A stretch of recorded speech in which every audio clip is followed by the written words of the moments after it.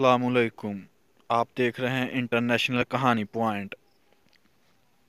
Harish Kumar physics में PhD करने के बाद भारत की एक अहम यूनिवर्सिटी में लेक्चरर पोस्ट हुए।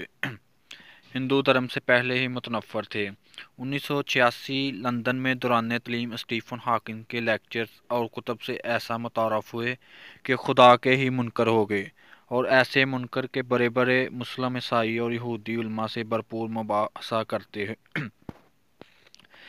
परेश कुमार कहते हैं, यहाँ तक कि डॉक्टर जाकिर नाइक भी मुझे कायल न कर सके। अब सवाल ये है कि परेश कुमार दायरा इस्लाम में कैसे दाखिल हुए। तो वो बताते हैं कि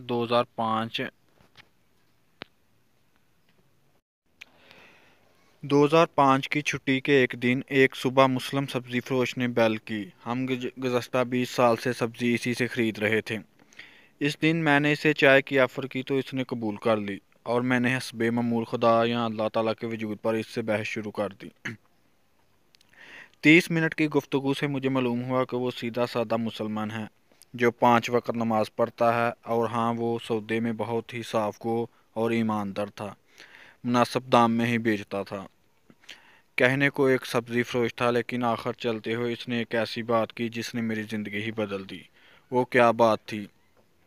इस सब्ज़ी फरोश ने मुझसे कहा कि डॉक्टर जी, तुमने खुद बोला कि तकरीबन 6 से 10 हज़ार साल तक इंसानी तारीख़ में पैगंबरों की कहानियाँ चल रही है, और सब के सब एक अल्लाह और जन्नत दोज़ख की बात करते हैं, और साइंस मरने के बाद के हालात का जवाब ही नहीं दे सकती। तो अब दो ही इम्कानात हैं, अल्लाह का वजूद नहीं है, दूसरा अल्लाह का वजूद है।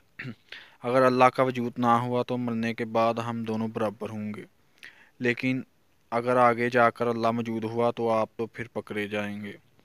दोनों सूरतों में फ़ायदे में कौन हुआ, अब आप खुद ही फैसला करें। इसलिए बेहतर ये है अल्लाह को मान ले और इसके कहने पर चले। इसका कुरान तो इंसान को सीधी राह पर चलने का कहता है।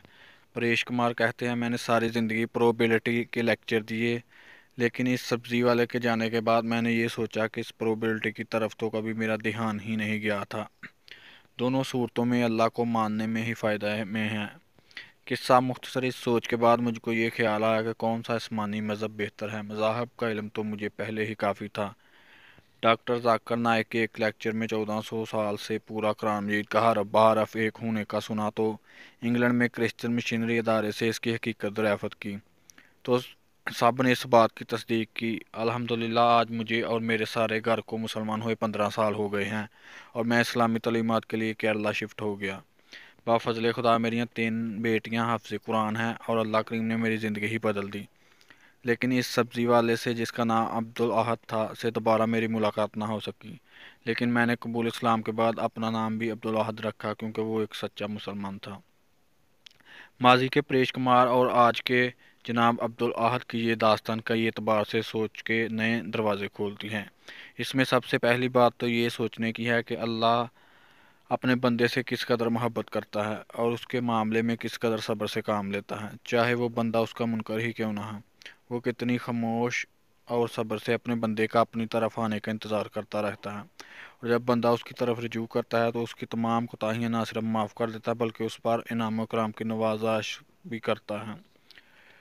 लोग दौलतमंदों की ज़िंदगियाँ देखते हैं और रशक करते हैं, हसरत से इनकी ज़िंदगी और इनके ठाड़ देखते हैं, लेकिन अल्लाह के यहाँ कामयाबी का मेयार तकवा और हदायत है।